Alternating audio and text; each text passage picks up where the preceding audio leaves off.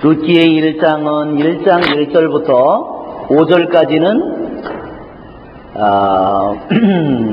엘리멜렉의 가족 또 나오미의 가족이 하느님을 떠나서 어디로 가죠? 모압 땅으로. 모압 땅은 어떤 땅입니까? 가서는 안 되는 땅이죠. 특히 이방인의 땅이고 근친상간의 땅이고 그 다음에 우상의 땅이고 사람을 제물로 잡아서 바치는 그러한 땅입니다. 하느님을 알지 못하는 그러한 사람들이고 이스라엘 백성이 약속의 땅으로 들어가려고 할 때 발라함을 불러서 저주를 내리려고 했던 그러한 민족이기도 합니다. 그런데도 여기에 보면 엘리멜렉과 나오미 부부가 두 아들을 데리고 모압 땅으로 떠나지요. 기근이 들어서.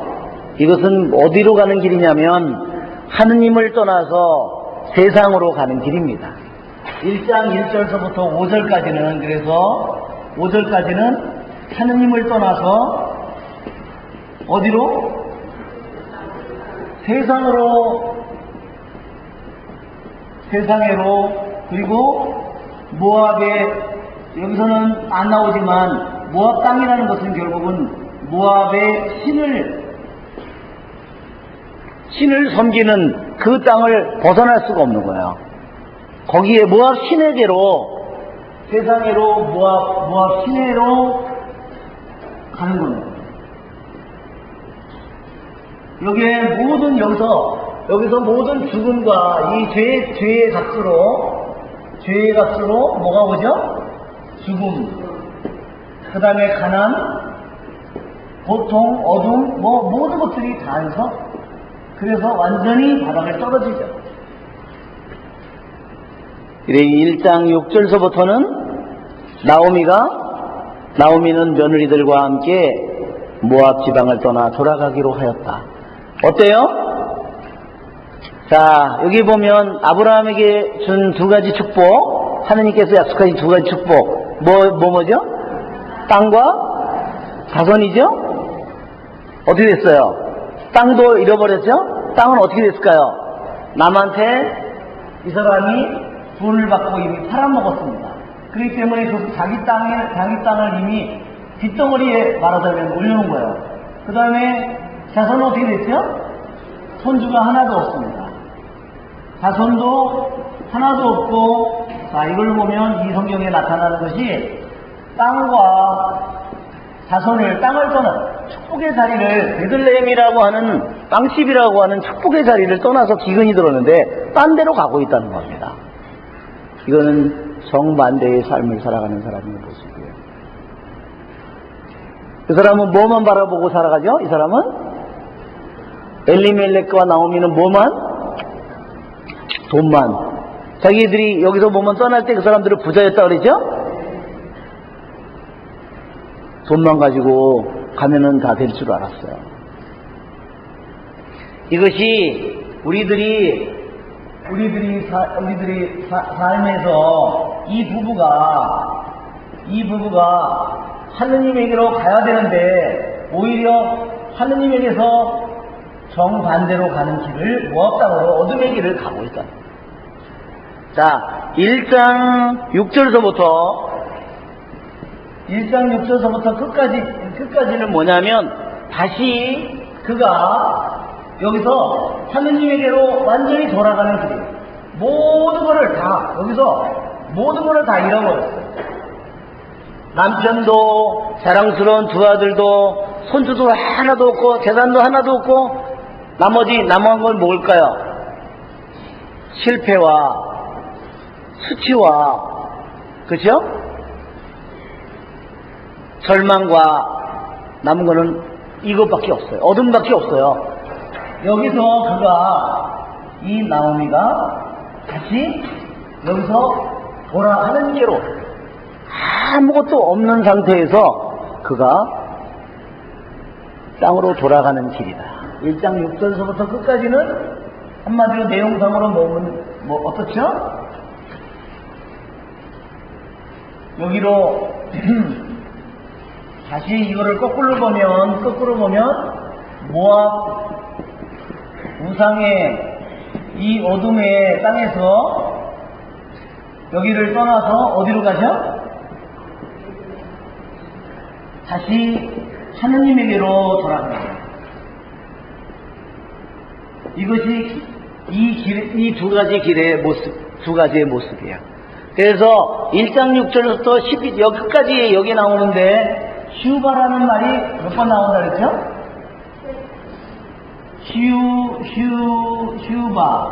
슈브라는 말이 몇 번 나오느냐? 12번 나온다 그랬어요. 이거는 뭐냐? 돌아가다. 이 안에 6절서부터 끝 12절까지 끝에 계속해서 돌아간다는 동사를 계속, 우리말로는 그렇게 안 나타나 있는데 히브리 말로 보면 돌아간다 그 말을 12번이나 사용하고 있다는 겁니다. 즉 그 말은 뭐냐? 돌아간다는 말을 왜 12번이나 사용할까요? 이것은 완전한 하느님께로 돌아섬을 의미하는 겁니다.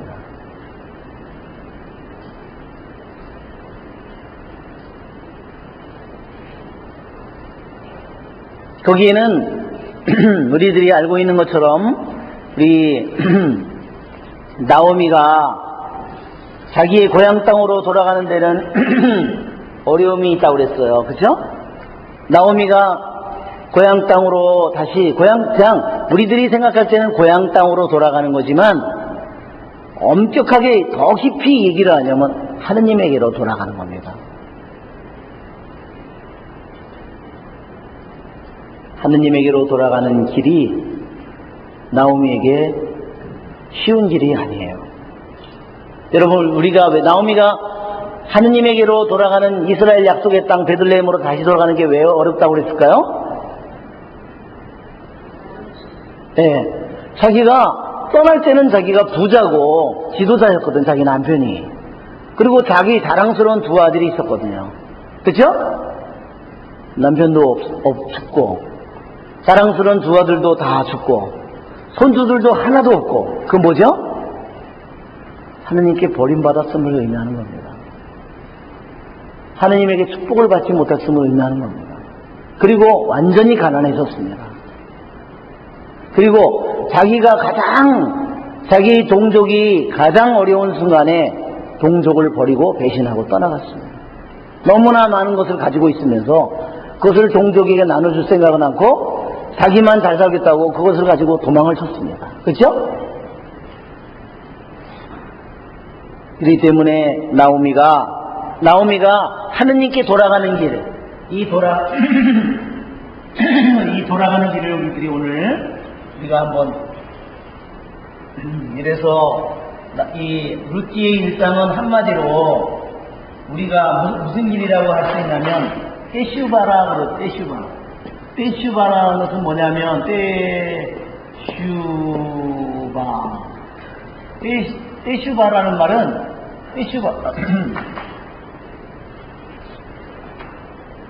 떼슈바라는 말은 무슨 말이냐면요. 이렇게 읽는 건데, 떼슈바는 쓸 때 떼슈바 이렇게 씁니다. 그러니까 떼슈바 이렇게 씁니다. 자, 이것은 뭐냐? 돌아가는 회개를 의미하는 거예요. 한마디로 룻기의 1장은 나오미의 돌아섬이고, 나오미가 하느님을 등지고 오르파 마냥 나중에 자기 시어머니를 버리고 등지고 다시 돌아가죠. 자기 고향 모압 땅으로 돌아가죠. 그런 것처럼 나오미의 삶에도 하느님을 버리고 등지고 모압 땅으로 갔던 삶이 있었는데, 이제 다시 하느님께로 향해서 가는 겁니다. 이것은 두 사람의 떼슈바예요. 나오미의 떼슈바이기도 하고 세 사람이죠. 원래는 오르파 며느리의 떼슈바이기도 하고 또 룻의 떼슈바이기도 합니다. 세 사람이 하느님께로 다시 돌아가는 이 길이에요. 이 일상에서 가장 중요한 부분이 바로 이 떼슈바입니다. 우리는 우리들 자신도 나도 하느님께로 돌아가는 길을 끊임없이 우리들도 불림을 받고 있고, 나도 그분에게로 가는 길을 우리들도 지금도 우리가 가는 길이 떼슈바의 길이에요. 그런데 무엇보다도 나오미는 떼슈바를 하기가, 다시 하느님께로 돌아가려고 할 때 그냥 하느님께 돌아가는 게 아니라 그냥 하느님께로 그냥 마음으로만 돌아가는 게 아니라 다시 누구를 만나야 되죠? 자기 백성을 다시 만나야 되고, 자기가 사는 구체적인 동네에 다시 가서 살아야 된다고. 그러니까 자기가 그 사람들을 다 다시 맞부닥쳐야 된다는 거예요. 그 사람들을 맞닥뜨려야 된다는 겁니다.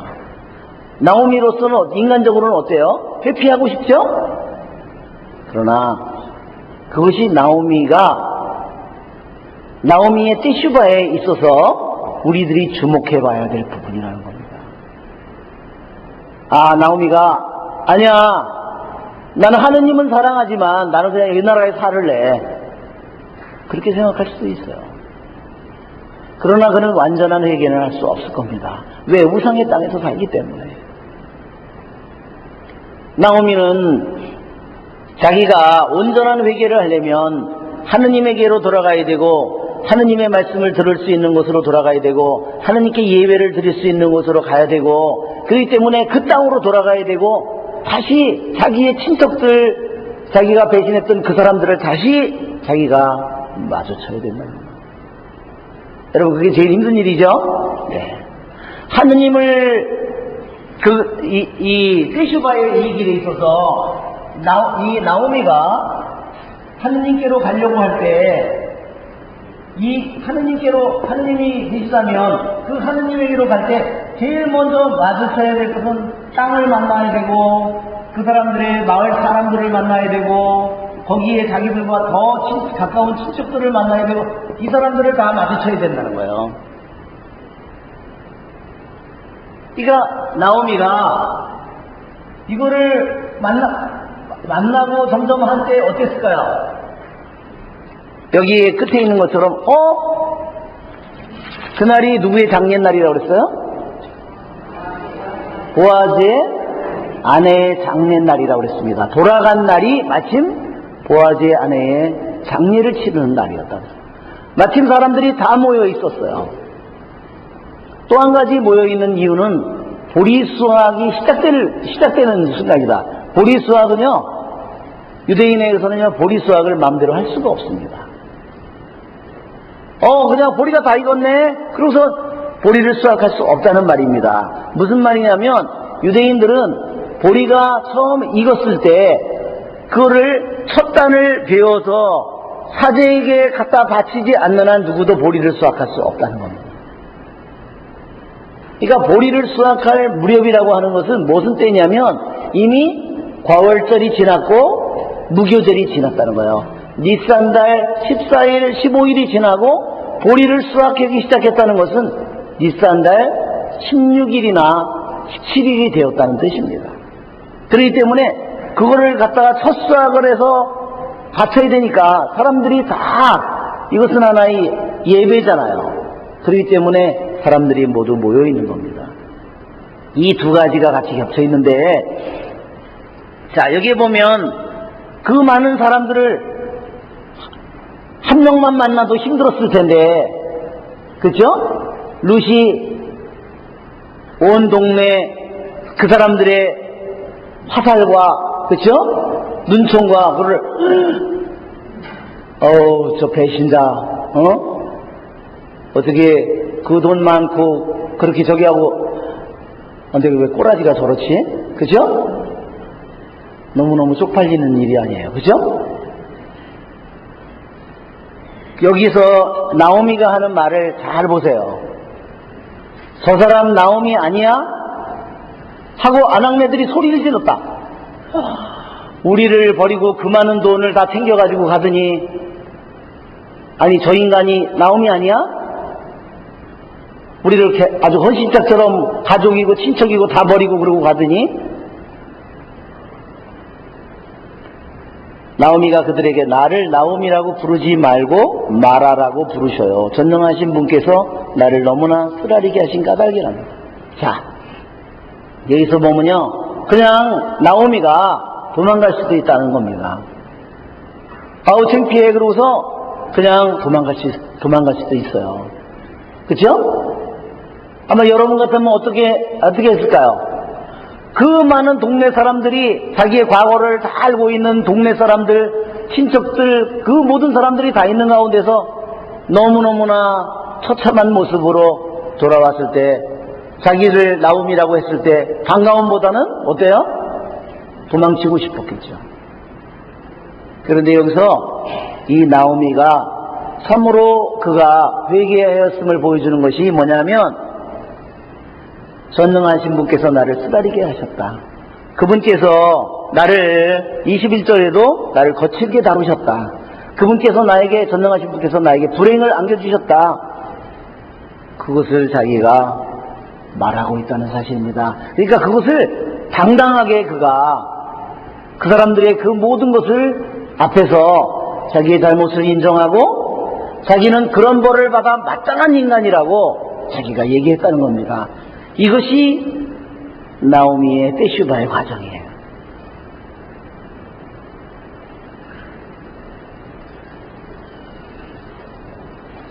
결국은 이 나오미의 사람들이 어떻게 되겠어요? 사람들이 나오미의 가족에 대해서 가지고 있는 많은 반감이 있었을 거 아니에요. 그 반감을, 그래요, 내가 잘못한 거예요. 우리 가족이 잘못했어요. 하느님께서 그래서 나에게 이 벌을 내린 거예요. 하느님께서 불행을 우리 가족에게 내린 겁니다. 우리가 그런 벌을 받아도 우리는 마땅합니다. 이름으로써 사람들이 다시 나오미를, 마을 사람들과 친척들이 다시 나오미를 받아주게 되는 거다. 무슨 말인지 아시겠죠? 이것이 나오미의 떼슈바입니다.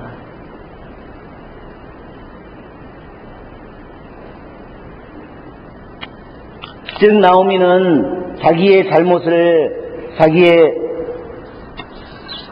과거의 잘못된 모든 모습을 감추려고 하지 않았고, 그것을 회피하려고 하지 않았고, 그것을 은폐하려고 하지 않았고,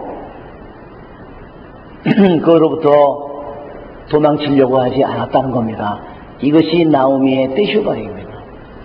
아마 나오미가 돌아가는 데 있어서 가장 힘들었던 부분이, 가장 두꺼운 장벽이 뭐였을까? 가장 두꺼운 장벽, 그것은 바로 자기들의 사람들과에 있는 이것입니다. 그러나 그가 참으로 하느님께로 돌아가기 위해서 자기는 모든 수모를 다 겪어도 좋다, 자기는 모든 그 모욕을 다 받아도 좋다, 그러한 마음을 가지고 나오미가 돌아갔다는 사실입니다. 아시겠죠? 그래서 이제는 과거에 자기가 부자였고, 자기가 이스라엘의 동네의 지도자였고, 자기가 얼마나 자랑스럽고 부자이고 똑똑하고 그 모든 것을 다 완전히 모든 것이 엉망이 됐지만, 그러나 그것을 부끄러워하지 않고 그 모든 것을 다 사람들 앞에 드러냈다는 사실입니다. 자, 우리는 또한 룻의 떼슈바도 생각해 봐야 됩니다. 룻의 떼슈바는 어땠죠? 룻은 무엇을 버려야 됐죠? 자기 고향 땅을 버려야 됐습니다. 자기 고향에 부모님도 버려야 됐고, 친척을 버려야 됐습니다. 형제자매들을 버려야 됐고, 자기의 오빠나 누이나 모든 사람들을 버려야 됐습니다. 이것이 룻의 떼슈바입니다. 아브라함에게도 보면 내 고향과 친척과 아버지의 집을 떠나라 그러죠? 우리는 이러한 모습을 또한 룻에게도 보게 된다는 겁니다.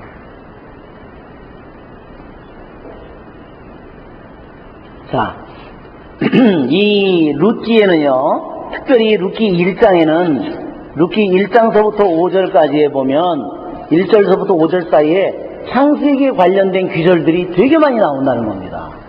자,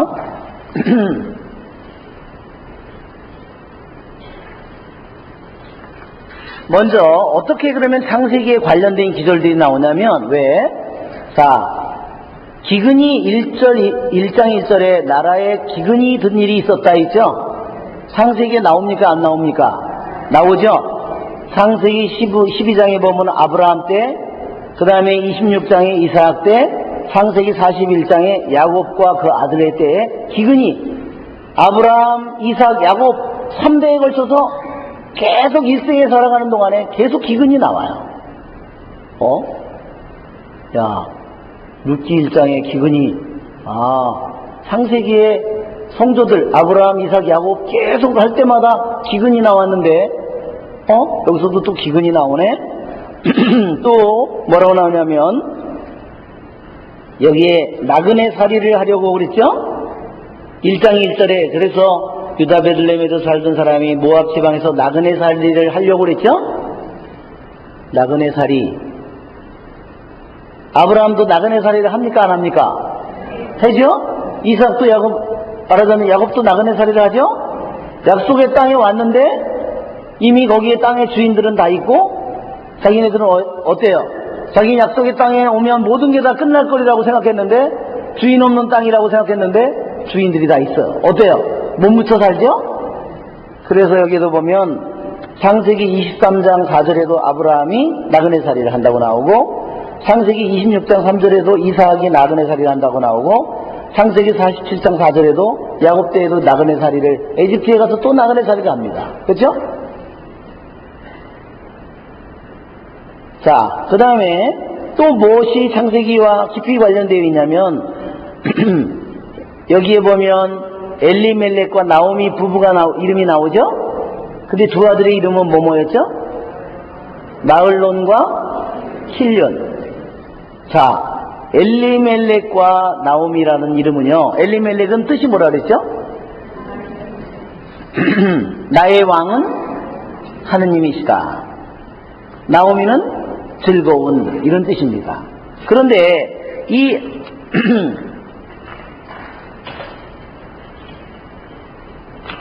엘리멜렉과 나오미 이 부부의 이름은 다 좋은 이름이에요. 나의 왕은 하느님이시다. 왕은 하느님이시다. 이런 말이고 이거는 즐거운 이런 뜻입니다. 그런데 이 자녀의 이름을 보면 마글론과 킬련이에요. 킬련. 자, 이것은 병이라고 했죠? 이것은 쇠약과 이것은 멸망을 의미하는 말입니다. 아니 어떻게 자식 이름은 자식을 이름을 병이라고 이거 쇠약이라고 이렇게 짓는 사람이 어디 있을까? 그렇죠? 너무나 끔찍하죠. 그런데도 창세기에 똑같은 이름이 나타난다는 겁니다. 어디서 그런 이름이 나타나냐면 창세기에 보면 유다가 자녀를 낳았는데 에르와 오난이라고 나옵니다. 유다가 아들을 둘을 두었는데 유다가 자식을 낳았는데 그 자식이 에르와 오난. 나중에 이 두 아들은 다 하나님께 벌을 받아서 죽습니다. 에르가 결혼을 해서 자식을 못 낳고 죽어서 그러면 오난이 둘째 아들이 여기는 플러스는 아니겠죠? 오난이 이 동생이 형의 대를 이어줘야 되는데 이 에르의 부인이 누구냐? 다말이에요. 오난이 형의 대를 이어줘야 되는데 오난이 성행위를 할 때마다 정액을 바닥에다 흘렸다 이렇게 돼 있습니다. 일부러 아기를 못 갖도록 한 거예요. 겉으로 보면 분명히 잠을 잔 건데 실제로 보면 어때요? 그렇지만 하느님의 눈은 속일 수도 없죠. 그래서 이 오난도 또 죽어버립니다. 그런데 이 에르와 오난의 이름이 뭐냐? 이 에르의 이름이 하나는 이거는 슬픔이고 오난의 이름은 히브리 말의 뜻이 오난이 슬픔이고요. 에르의 뜻은 이것은 불모입니다. 이것은 불모는 아기를 가질 수 없다는 뜻입니다. 아니 애를 이름이 어떻게 아들 둘 이름을 어떻게 하나는 불모. 그러니까 불모라는 것은 이거는 아기를 못 낳는 남자라는 뜻이에요. 그러니까 씨 없는 수박이야. 이게 이 남자는 아무리 부인하고 잠을 자도 아기를 가질 수 없는 겁니다. 그리고 여기는 슬픔이에요. 어떻게 부모가 자식의 이름, 아버지 유다의 이름은 뜻이 뭐죠? 찬미예요. 아니 이상하다. 아니 이 엘리멜렉과 나오미의 아들이 7년과 마흔년과 7년이었는데 병고와 멸망이었는데 그게 처음이 아니라 창세기도 똑같은 케이스가 나오는구나. 부모의 이름은 분명히 좋은 이름인데 자식의 이름은 불모요 슬픔이에요. 지난번에도 제가 설명했죠? 왜 부모님이 절대로 자식에게 그런 이름을 줘줬을 일은 없다 그랬어요. 그죠? 왜 그런 이름을 가졌다고 그랬을까요? 나중에 자식이 다 죽은 후에 나중에 생각해보니까 다른 사람들한테 얘기할 때 아유 그래요 우리 큰아들은요 원래요 불모예요. 그쵸? 아유 둘째 아들은요 우리 슬픔이에요. 슬픔 자체예요. 실제 이름은 아니지만 왜냐면 죽고 나서 나중에 보니까 너무너무 기가 막히거든요 이름이. 그러니까 그렇게 이름을 부를 수 있죠. 무슨 말인지 아시겠죠? 마을론과 7년도 마찬가지라는 겁니다. 원래 이름은 좋은 이름이었겠지만 나중에 나오미가 생각해보니까 자기 아들의 이름이 하나는 병고였다. 아이고 그렇구나. 하느님이 내가 우리들이 올바로 살지 못하니까 큰 놈에게는 계속 병고를 내려서 죽게 했고 두 번째 놈은 힘도 못 쓰고 그냥 멸망하게 하셨구나. 그래서 이름을 좋은 이름이었겠지만 이렇게 바꿔서 불렀을 거라는 겁니다. 자, 4절에 거기서 10년쯤 살았다는 말도 창세기 16장 3절에 아브라함이 약속의 땅에 들어왔으나 10년이 지나도 자녀를 낳지 못했다 이렇게 나와 있습니다. 너무 놀랍죠? 예, 모압 땅에 가서 10년이 지났는데 어떻게 됐죠?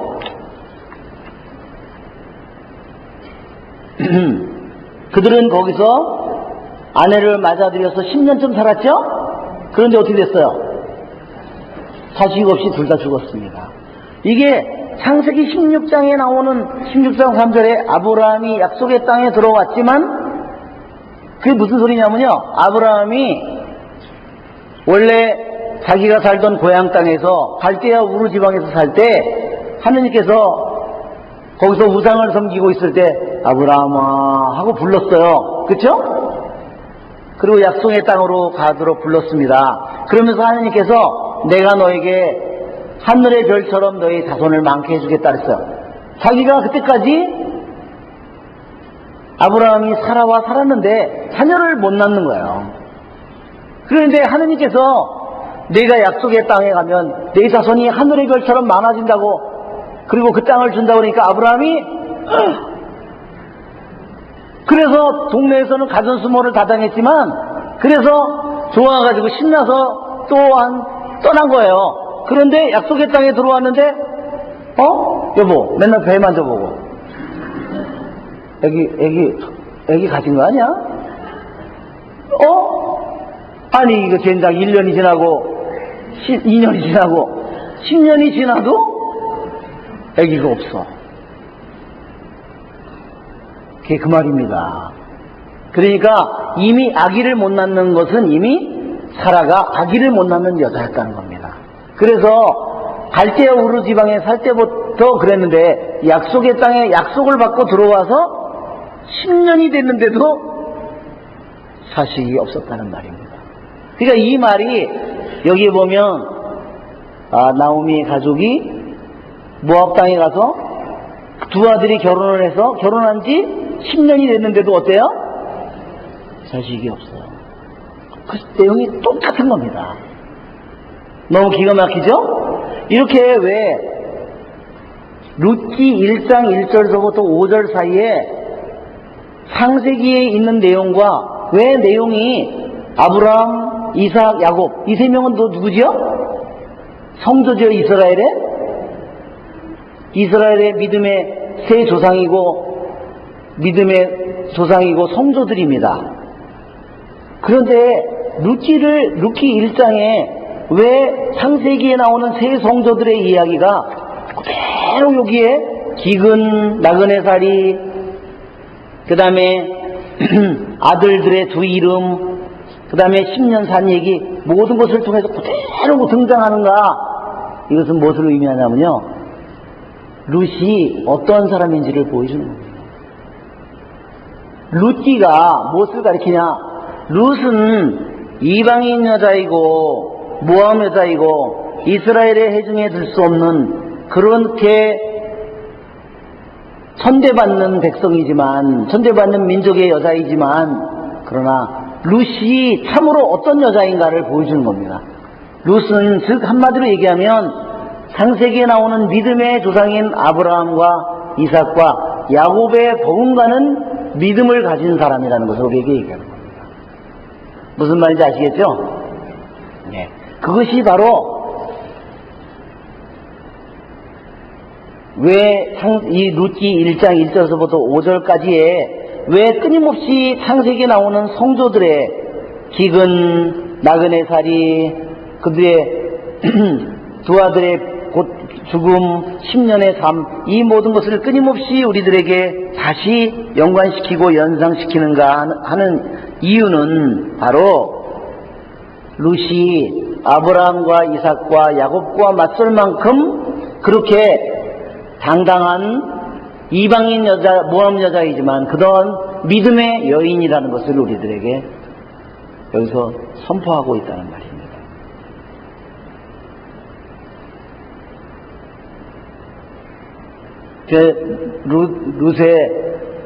룻의 정말 무게가 대단하죠? 네, 룻의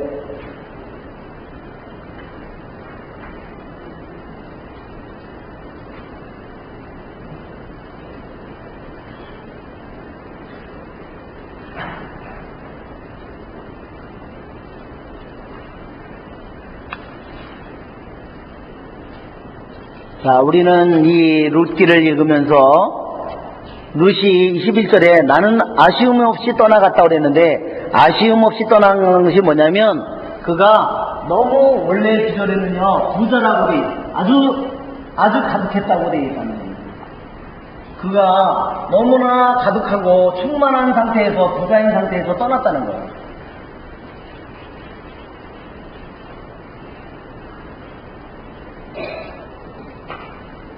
말하자면 그가 떠날 때는 너무나 가득해서 떠나왔는데 지금 돌아오는 순간에는 완전히 바닥으로 모든 것이 다 잃었습니다. 그러나 실제로 보면 한번 생각해 보면 우리들이 그가 한때 자기가 이스라엘 약속의 땅에 살 때 너무나 부자였는데 그러나 자기가 너무 부자였는데 이때는 너무나 가난해졌어요. 그러나 우리가 인간적으로 보면 그 사람은 부자였지만 그러나 영적으로 보면 어땠을까요? 하느님을 등지고 가는 겁니다. 그렇죠? 영적으로 보면요 완전히 모든 것을 잃은 것과 마찬가지입니다. 이미 그런 삶을 살고 있는 그에게는 남편의 죽음과 자식의 죽음과 모든 불행이 모든 것을 잃는 것이 올 수밖에 없는, 분명히 인간의 눈에, 세상의 눈에는 굉장히 부자인 것처럼 보이지만 실제로는 우리가 요한묵시록에 뭐라고 그랬어요? 너는 내가 부자고 내가 건강하고 그쵸? 그러나 실제로 너는 뭐라고 그래요? 너는 헐벗고 너는 굶주리고 너는 너무나 가난하다고 이렇게 나와요. 부장님 그리고 병들었다고 나오잖아요. 그죠? 이게 똑같은 말입니다. 이것은 세상이 보는 눈으로 보면 그런 남들이 보기에는 너무나 이스라엘의 지도자고 정말 부자고 돈도 많고 자식도 잘났고 그렇게 저기하게 보이지만 그러나 하느님의 눈에는 어땠을까요? 정말로 병들고 가난하고 헐벗은 영혼이었다는 겁니다. 자 이제 나오미가 다시 모든 것을 잃은 상태에서 가난한 상태에 있지만 영적인 상태에서는 어땠을까요? 뭐를 다시 찾았어요? 하느님을 다시. 이제는 어떤 고통을 받든 어떤 수모가 오든 이제는 그것도 하느님을 자기가 찾으려는 마음을 꺾을 수가 없어요. 어땠죠? 이제 나오미에게 있어서 너무나 그 사람의 인간적으로 세상적으로는 너무나 가난하죠. 자기 땅은 이미 남들이 차지하고 있고, 그죠? 자기 집도 남들이 차지하고 있을 거고, 자기가 심어놓은 것은 아무것도 없고, 가진 것도 아무것도 없고, 씨앗도 없는데, 이제는, 그러나, 그이는 무엇보다도 하느님을 다시 찾았다는 말입니다. 그래서 여기서 보면 굉장히 가난하고, 우리 인간의 눈에는 아무런 희망이 없지만, 그러나, 이미 그에게 하느님을 그가 되찾았다는 사실은 이제 새로운 모든 일이 시작될 수 있다는 것을 우리에게 보여줍니다. 아멘? 그렇습니다. 그래서 우리들 자신이 아무리 비참한 상태에 내가 떨어진다 하더라도 우리들에게 주님을 찾게 돼, 우리들이 주님을 다시 되찾을 때, 주님께로 떼슈바 할 때, 우리는 바로 내가 새로운 모든 일들이 시작되는 겁니다. 이것이 바로 룻기를 통해서 우리들에게 보여주는 것입니다. 자,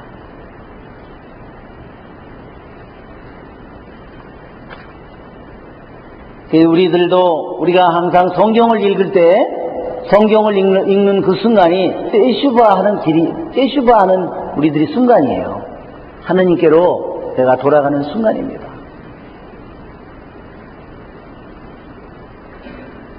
그래서 성경을 읽을 때 가장 많은 유혹이 우리들에게 닥쳐오는 거예요. 아니야, 이거를 어떻게 그대로 살아. 그렇게 우리들에게 수많은 유혹들이 우리들에게 온다는 거예요.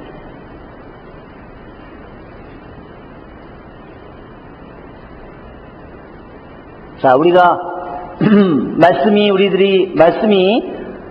씨앗이 우리들 안에 떨어져서 열매를 맺기까지 그것이 바로 떼슈바 하는 거죠? 떼슈바의 길입니다. 떼슈바를 막는 게 뭘까? 내 안에 있는 길바닥과 같은 마음은 뭘까? 내 안에 있는 땅속에 묻힌 바위는 뭘까? 그죠? 땅속에 묻힌 바위는 뭐죠? 자, 씨앗이 땅에 떨어져서 이렇게 떨어져 있는데 이것이 땅에 묻혀야 되죠? 이게 땅속에 묻혀야 됩니다. 그런데 이게 싹이 텄는데 이 안에 더 큰 바위가 이렇게 있어요. 이게 뭘까요? 주님께서 말씀하실 때 흙이 깊지 않아서 여기에 떨어졌다 그러면 묻혀있으면 싹은 나오지만 여기서 싹은 이렇게 나오지만 여 밑에 이렇게 커다란 바위가 있다고 한다면 어때요? 저기가 자라다가 결국은 죽어버리겠죠? 그러면 이 바위 땅속에 겉으로 보면 흙인데 여 부분 분명히 흙인데 요거는 이 밑에는 바위예요. 이게 뭘까요? 이게 인간의 마음인데 흙은 우리들의 겸손한 마음이죠. 흙 자체가 라틴 말로 후무스입니다. 후무스라는 말은 흙이에요. 흙. 여기에서만 씨앗이 싹틀 수 있습니다. 이 바위는 뭘까요? 이것은 겸손이 아닌 내가 가지고 있는 이것은 내가 이기적인 바위입니다.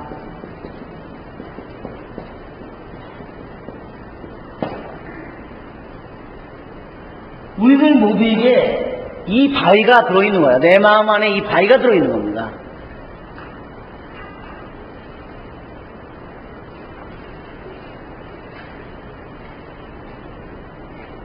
예수님께서 자기를 버리라고 하는 것이 자기를 버려야만 이것이 부서질 수 있다는 거예요.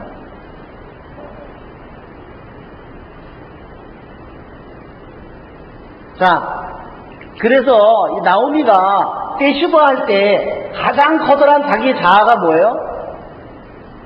나는 이스라엘의 지도자고 부자이고 힘 있는 자이고 그렇죠?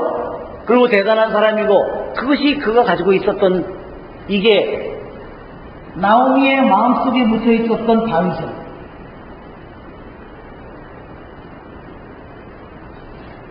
이것이 자기 마음속에 있는 이 자아가 자기의 돈과 명성과 이 모든 것을 가지고 있는 게 있기 때문에 결국은 하나님을 버리고 떠난 거죠. 그게 이게 점점 커지고 바위가 점점 자기의 욕심이고 자기의 이게 욕정이고 이게 패션이죠.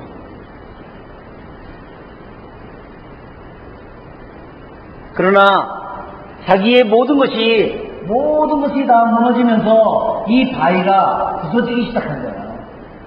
남편이 죽고 아들이 죽고 하면서 이 모든 것이 다 부서진 거예요.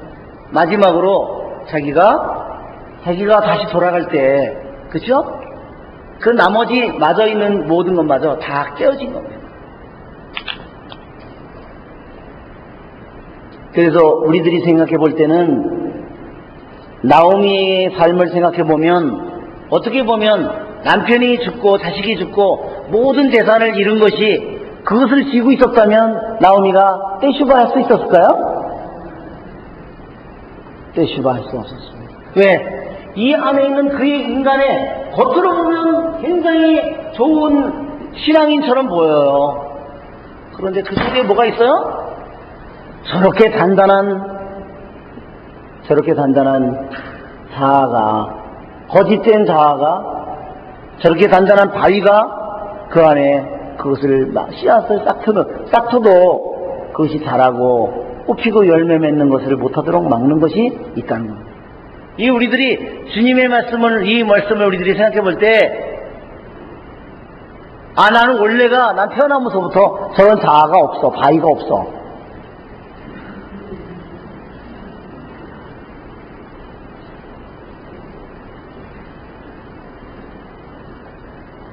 말이 안 되겠죠? 또 우리는 이것은 흙은 겸손이고 이것은 돌과 같은 마음이에요. 그죠? 에제키엘서에 있는 것처럼 내가 돌과 같은 너의 마음을 도려내고 그죠? 살과 같이 부드러운 마음을 돌심장을 도려내고 이게 바로 돌심장이 뭘까요? 내 마음 안에 있는 돌심장이 바위예요. 씨 뿌리는 사람 거기에 흙이 있는데 속에 이 바위가 숨어 있다는 겁니다. 우리들 모두에게 이 바위가 있어요 없어요? 있어요. 그래서 우리는 주님께서 누구든지 나를 따르려는 사람은 자기를 버려야 된다. 그 자기가 뭐냐? 이거예요. 이 바위입니다. 우리들이 내 삶 속에 있는 여러 가지 십자가를 피하려고 한다면 우리는 이 바위가 부서질 수 있는 기회가 없을 거야. 나에게 주어진 그래서 여러 가지 부부지간의 어려움이라든지 부모와 자식 간의 여러 가지 그런 것을 내가 감사하는 마음으로 받아야 그래서 이 십자가가 언젠가는 부서질 겁니다. 이 바위가 부서질 겁니다. 맞죠 여러분? 그게 우리가 떼슈바하는 길입니다. 우리가 떼슈바하는 가장 커다란 일은 바로 우리들 안에 이 바위가 있기 때문에 저것 때문에 우리가 주님께로 하나가 될 수 없다는 이유예요. 주님께로 떼슈바할 수 없는 이유입니다. 자, 오늘 여기서 우리는 나오미가 모든 것을 다 잃었지만 그것을 통해서 나오미의 마음속에 있는 모든 바위가 그죠? 그건 안반과 같은 거죠. 그것이 부서졌다는 사실을 우리는 생각하면서 우리는 감사를 드려야 될 것 같습니다. 그렇죠 여러분? 그리고 또한 룻에게도 그러한 안반이 있지만, 바위가 있지만, 그것은 자기 고향, 자기 가족, 친척, 사랑하는 모든 사람들, 그쵸? 그 모든 것을 두고 떠나는 일, 그것이 바로 이 바위입니다. 그것은 뭐냐면 이 바위는 우리들 안에 있는 바로 욕정이고 우리들 자신의 이기적인 자아이기 때문입니다. 네, 잠깐 우리 쉬었다가 두 번째 시간을 하겠습니다.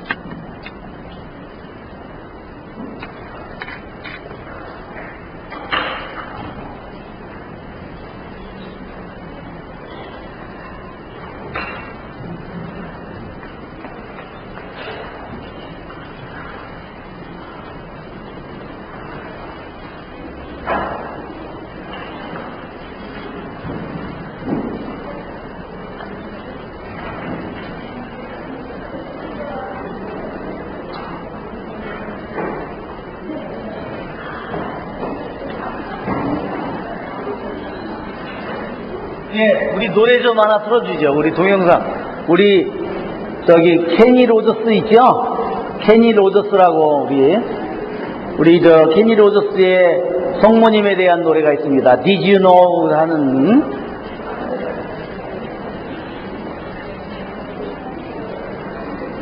맛있는 거 드시고, 네.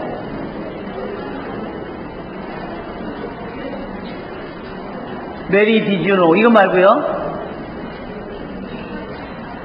앞쪽에 거, 예, 한번 들어보시면. 이거 다음 거.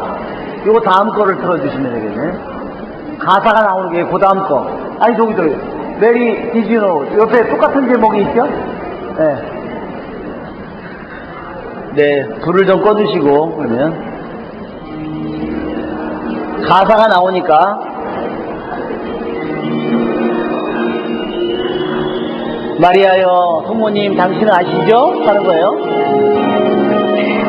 당신은 아십니까?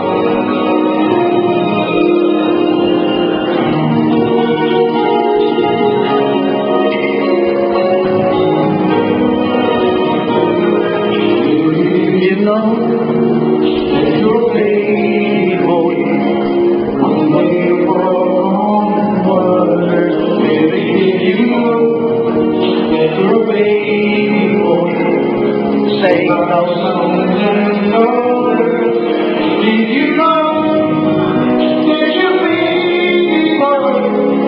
Something that you do. This child is but soon the ever do. Did you know you're faithful?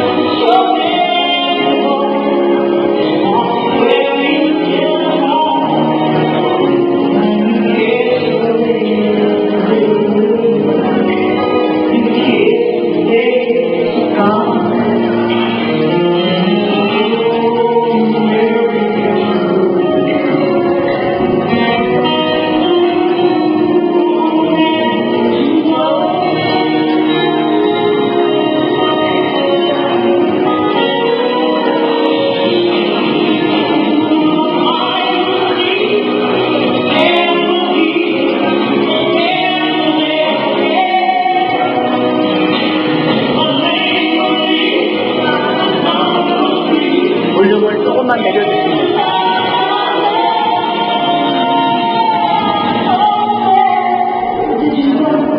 네, 성모님 노래인데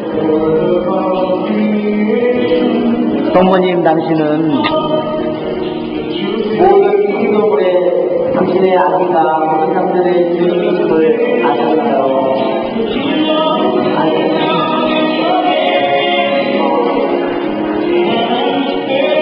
당신의 아기가 하늘의 완전한 거인양이심을 아셨나요? 지금 잠자고 당신이 안고 있는 그 아기가 바로 영원으로 되시는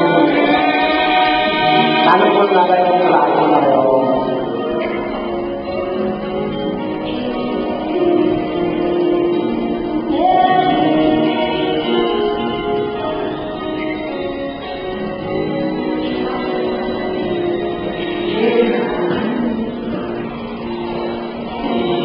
처음으로 들어가서 사실 처음으로 한번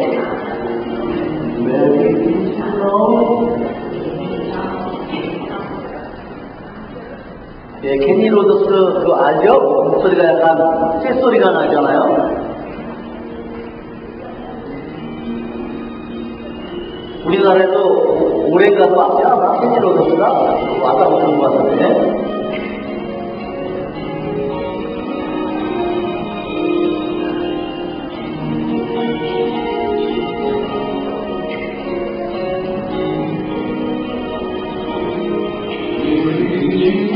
성모님 정신하셨나요? 당신의 아기가 언젠가는 우리를 걸으실 거를 아셨나요? 마리아여 당신 아셨나요? 당신의 아기가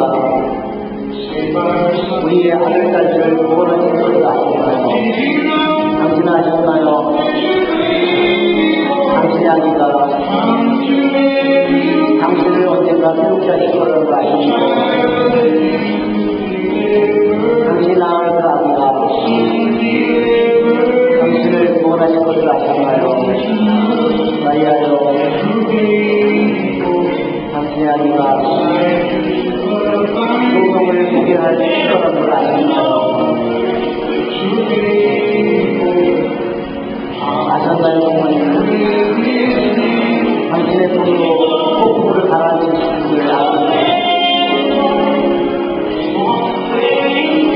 아셨나요? 당신께서 천사들이 걸으신 곳을 당신의 아기가 걸으셨음을 당신이 축사하고 있는 아기가 자기를 축사하는 순간에 하나님의 얼굴을 축사하고 계심을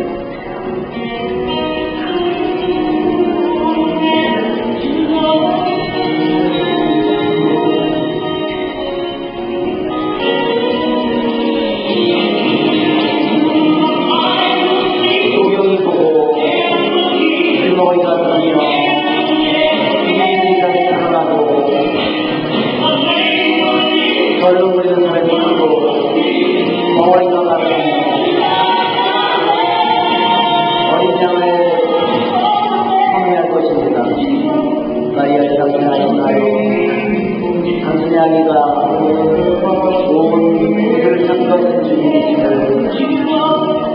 마리아 당신 아시나요? 당신의 아기가 어느 날 온 세상을 당신이 부어주심을 어머니와 마리아가 아시나요? 당신의 아기가 세상에 완전한 어린 양이심을 당신이 안고 계시는 잠자는 아기가 영원으로 കൊണ്ട് 계시는 나는 곧 나가 있음을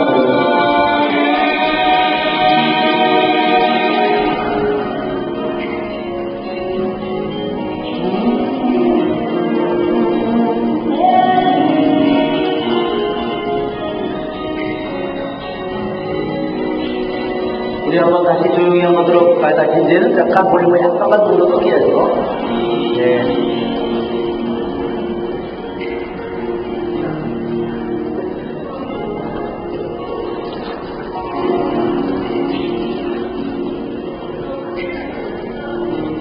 다시 처음서부터 다시 볼륨을 약간만 더 올려주시고요.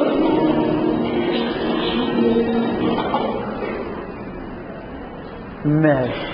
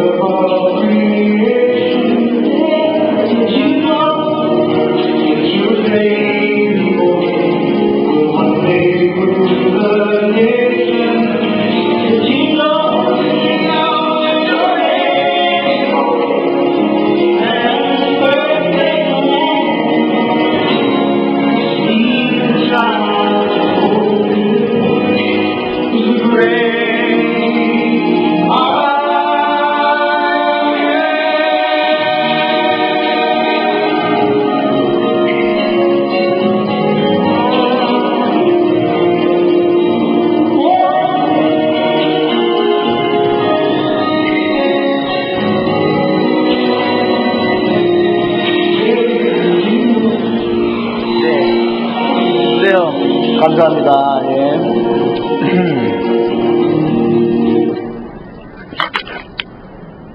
어메, 노래하는 것까지 다 녹음이 됐네. 이 룻 이야기도 족보에 들어간 것을 우리가 이해할 수 있다는 말입니다. 무슨 말인지 아시겠죠? 분명히 거기에는 이유가 있다는 겁니다. 분명히 왜냐하면 이 하느님의 말씀에 모압 사람은 10세까지도 절대로 자손이 이스라엘의 회중에 들어갈 수 없다 그랬잖아요. 그런데 어떻게 분명히 모압 사람인데 어떻게 모압 사람이 이스라엘의 회중에 들어가게 됐는가? 더군다나 예수님의 족보에, 예수님의 그 가족에 말하자면 대대로 내려오는 그 족보에 들어가게 됐을까? 그것을 얘기하고 있는 겁니다. 그러면 분명히 이 하느님의 율법에 이미 모세오경에 금지되어 있는데, 그렇다면 율법에 금지되어 있는 그 집안에서 태어났다면 예수님의 족보가 망가진 거든지 예수님의 족보가 더럽혀진 거든지 그게 아닌가, 그렇게 의심을 할 수 있다는 겁니다. 자, 여기에서 뭐라고 얘기하냐면 분명히 이 룻이 어떻게 이스라엘의 모압 여자이면서도 어떻게 이스라엘의 회중에 들어갈 수 있었는가? 그 분명히 율법을 어기는 일인데, 암브로시오 성인이 이렇게 해석을 했습니다. 룻이 이스라엘의 회중에 들어간 것은 분명히 율법을 넘어간 것이다. 즉, 룻은 율법을 넘어서는 행동을 통해서 거룩해졌다는 겁니다.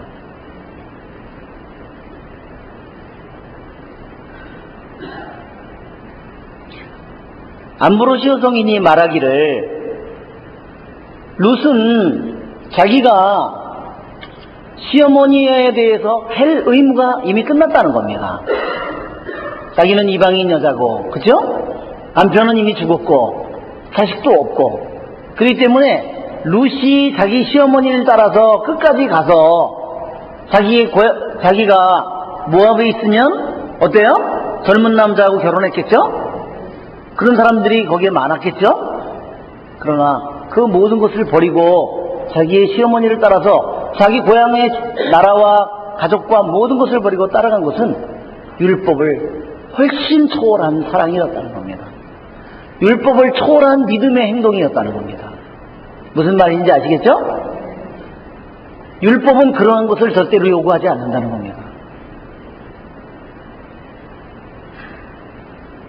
율법은 남자와 여자가 결혼해서 죽으면 그로써 모든 관계가 끝나버린다는 겁니다.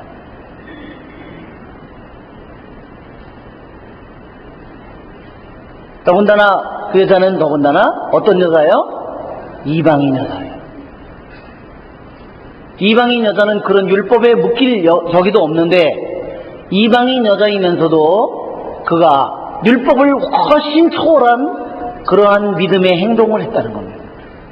그 행동을 통해서 이 룻은 바로 그것을 통해서 그가 거룩하고 흠없이 받아들여졌다는 겁니다. 즉 암브로시오 성인이 얘기하기를 확실히 룻은 율법의 범주를 훨씬 능가하는 사람이다.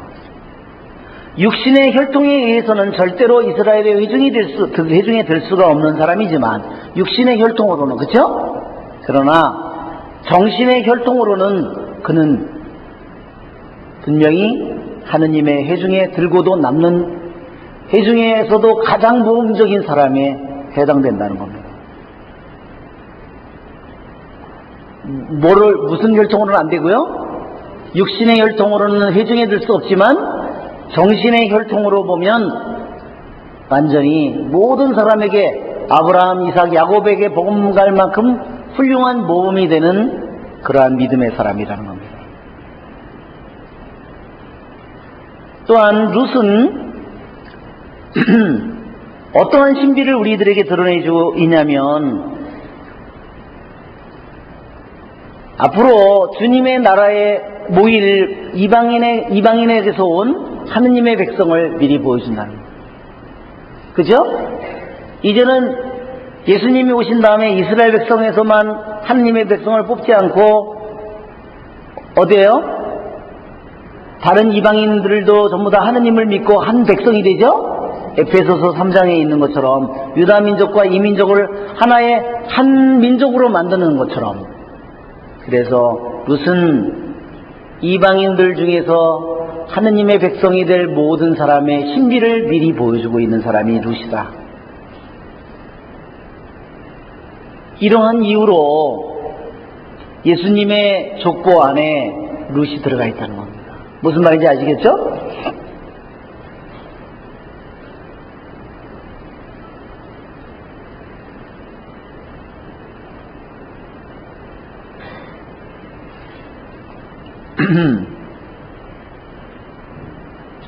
지난번에도 우리 교부들은 룻은 나오미에게 달라붙었지만 또 다른 동서는 자기 결애와 신들에게로 돌아갔다고 그랬죠?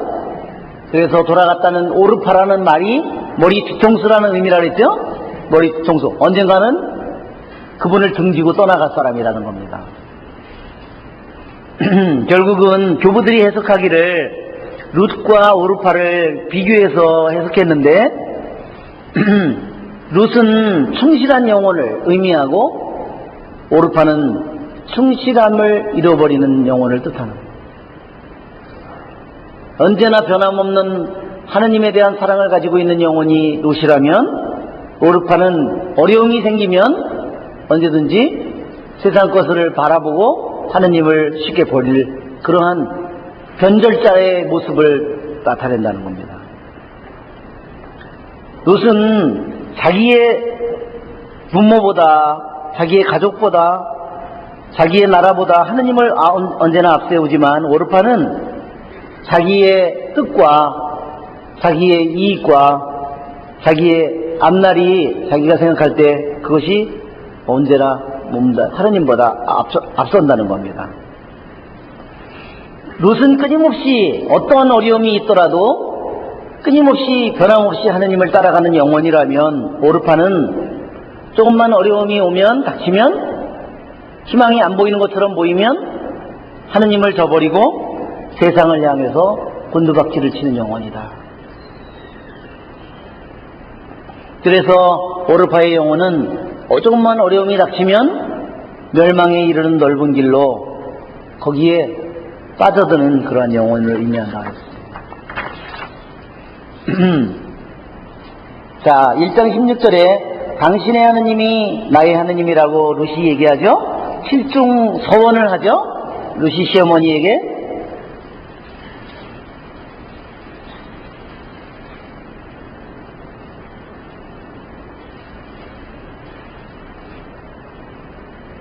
이 룻이 한 이 이야기는 결국은 교회의 예형을 가리킨다.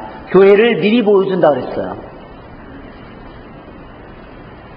즉 룻은 이방인 여자이면서도 하느님께 부르심을 받고 하느님의 백성이 들어갈 사람을 가리킨다는 겁니다.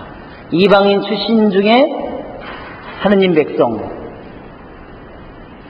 즉 그는 이 룻은 자기의 고향과 땅을 버려야 될 것이다. 그리고 자기의 모든 지상적인 자기가 애착하는 모든 것을 포기할 것이다. 그래서 여기에서 보면 이 룻이요, 아브라함은 믿음의 조상으로 등장하지만 룻기에서 말하는 것은 여자 아브라함이 말하자면 룻이다 이런 뜻입니다. 믿음의 백성 가운데서 믿음의 조상이 아브라함이라면 이방인들 가운데서 믿음의 조상이 여자 중에서 룻이다 이런 뜻을 가지고 있는 겁니다. 무슨 소리인지 아시겠죠? 그런 의미를 가지고 있는 겁니다. 그렇기 때문에 룻은 자기의 고향과 가족과 친척과 모든 것 자기의 애착을 완전히 그가 버리고 하느님을 받아들이고 하느님을 따라간다. 하느님을 꼭 붙들고 간다는 겁니다. 즉 룻은 당신의 하느님이 나의 하느님이고 당신의 백성이 내 백성이라고 한 그는 이 세상에서 자기가 고향과 자기의 과거와 애착과 모든 것을 버리고 완전히 죽기까지 모든 고통을 다 겪더라도 하느님과 하나가 되고 또한 그리스도와 함께 죽고 그리스도와 함께 묻히고자 하는 영혼이다 그랬습니다. 그래서 이 칠중의 서원은 바로 룻이 자기의 시어머니와 완전히 한 몸으로 묶이는 거라 그랬죠? 한 몸이 된다는 뜻이에요. 이것은 당신이 가시는 곳에 저도 가고 머무는 곳에 머물고 어머니 결례가 제 결례고 어머님의 하느님이 제 하느님이고 어머님이 죽는 곳에 저도 죽고 어머니 묻히는 곳에 저도 묻히고 그렇죠? 이것은 완전한 한 몸으로 남자와 여자가 하나로 결합되듯이 완전히 하나로 결합하는 것을 의미합니다. 자, 그리고 1장 20절에 여기 보면 나를 나옴이라고 부르지 말고 나를 마라라고 부르셔요 그러죠? 예. 이 기절을 그레고리오 대교황님께서 이거를 이렇게 우리들에게 얘기해 줬습니다. 어떤 면에서 나를 나옴이라고 부르지 말고 나를 마라라고 불러달라고 이 기절을 어떻게 해석했냐면 교황님이 원래 수도자였습니다. 근데 수도자였는데 평범한 수도자였었는데 이분이 나중에 올라가서 점점점 주교가 되고 나중에 추기경이 되고 나중에 교황님이 됐습니다. 그러니까 교황님이 되니까 얼마나 해야 될 일이 너무너무 많잖아요. 그 온 교회 백성의 그러한 소리를 다 들어야 되기 때문에 여기에 어느 나라가 침범했다, 어디가 뭐가 생겼다, 이 수많은 이 문제들이 어디가 굶주리고 있다, 어디 병에 저기가 있다, 누가 믿음을 저버렸다, 수많은 이런 일들을 끊임없이 특히 그레고리오 교황님은요 로마 제국이 무너지는 것을 지켜본 교황님이에요. 그래서 말하자면 모든 그 게르만 민족의 대이동이라 그래가지고 북쪽에 있는 야만족들이 모두 다 이 이태리에 와서 말하자면 다 여기를 쳐내려옵니다. 그래가지고 이태리가 완전히 나중에 모든 교회가 그 사람들이 야만족들이기 때문에요. 하는 행동이 너무나 끔찍합니다. 그때 교황님이 그레고리오 교황님이에요. 그레고리오 교황님이 자기가 수도자로서 살다가 자기가 교황님이 되어서 어느 날 다른 수도자의 강론을 들은 거예요. 어느 날. 그때 이런 말을 했어요. 그대가 관상의 달콤함을 묘사할 때 나는 그 순간에 내 타락한 상태의 신음을 보게 만들어줬다는 겁니다. 왜? 자기가 죄를 지어서라기보다 자기가 세상의 모든 그러한 흉노족들이 쳐들어왔는데 교황님이 직접 가서 그 흉노족의 대장을 말하자면 만나야 되는 거야. 죽음을 각오하고, 그쵸? 이러한 모든 일을 그 교황님이 겪으면서 자신이 수도원 안에서 항상 기도하고 고요히 기도하고 관상을 하느님의 말씀을 묵상하고 관상할 때 자기 자신이 한없이 자기 자신이 올라갔었는데 그 당뇨 수도자의 그 이야기를 듣는 순간에 자기 자신이 얼마나 깊이 자기가 세상의 이 어둠 속에 묻혀 있는가를 자기가 세상의 어둠 속에 신음하고 있는가를 제가 깨달았다는 겁니다. 무슨 말인지 아시겠죠? 내가 받을 만한 자격이 없는데 교회의 이 제도의 정상에까지 외적으로는 올라간 반면에 내적으로는 내가 잃어버린 것이 무엇인지를 들었기에 나는 말할 수 없는 슬픔에 빠져 있습니다. 그러니까 나오미하고 똑같은 거예요. 자신은 가장 높은 교회의 최고 지도자의 자리에 올라와 있는데 외적으로는, 그러나 내적으로는 자기 자신이 너무나 많은 기쁨을, 행복을 잃어버렸다는 거예요. 무슨 행복을 잃어버렸을까요? 아까도 얘기한 것처럼 환상의 그 달콤함을 잃어버렸다는 겁니다. 왜냐하면 슬픔의 어두운 그림자가 내 영혼의 눈을 흐리게 하였기 때문입니다. 그렇죠? 갖가지 교회에서 수많은 근심 걱정이 끊임없이 자기에게 찾아와요. 그렇죠? 수많은 근심 걱정이 보고가 올라옵니다. 그럼 그 근심에 짓눌려 가지고, 그렇죠? 내 영혼의 눈이 흐려진다는 거예요.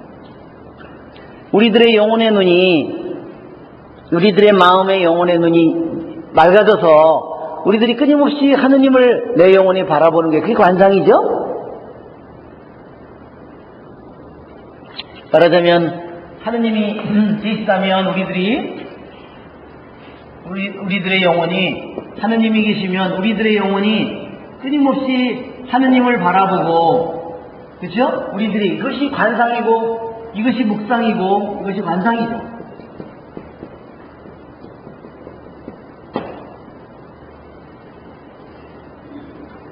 그러니까 이 그레고리오 교황님은 자신이 그러한 자리에 올라가기 전에 수도자로서 그러한 묵상과 간상을 통해서 그렇게 하늘의 그러한 즐거움과 관상의 기쁨과 행복을 맛보았다는 얘기입니다. 그런데 이제는 이 눈이 당신 교회에 수많은 교회에 저기가 오면서 어떻게 해요?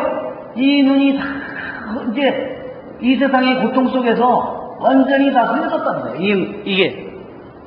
그리고 해서 뭐야? 그래서 슬픔, 그 다음에 어두움, 신음, 그러니까 눈 자체가 이게 완전히 흐려졌다는 거예요. 이게 흐려졌다는 것은 이 관상을 볼 수 없다는 얘기죠. 세상에 많은 근심과 교회의 근심과 이 수많은 것들에 완전히 휩싸여서 근심과 슬픔과 이 어둠 속에서 신음하고 있다는 거예요. 교황님의 영혼이. 내가 기쁘다고 생각된 것은 무엇이든 내 마음에 통탄할 만한 것으로 보입니다. 왜냐하면 교황님이 교황님으로서 모든 것을 밑에 사람들한테 얘기하면 모든 것이 잘 되고 잘 되는 것처럼 보이고 그 모든 것을 다스리는 것은 기쁜 일이고 좋은 일처럼 보이지만 실제로 자신의 마음속에는 잃어버린 것을 생각해 보니까 너무나 가슴 아프고 통탄할 일이라는 겁니다. 내가 외적으로는 최고의 정상에 이르렀지만 내가 한편으로는 평화의 최고 정상에서부터, 그러니까 관상을 또 다른 말로 평화라고 표현했어요. 평화, 안식의 최고 정상으로부터 내가 얼마나 깊이 추락했는지. 그러니까 여기가 관상의 즐거움이라면 이것은 뭘까요? 천상의 즐거움은 영원히 하느님 속에서 기뻐하는 겁니다. 이것이 평화고 이것이 안식이고 이것이 하느님의 얼굴을 뵙는 거예요.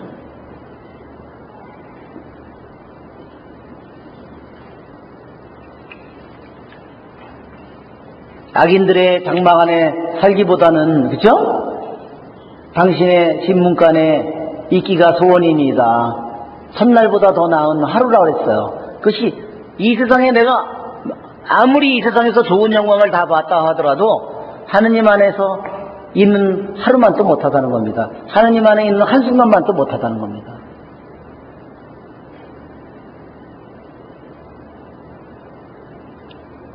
그래서 교황님은 자신이 주님의 면전, 주님의 얼굴로부터 얼마나 자신이 깊이 추락해 있는지, 그렇죠?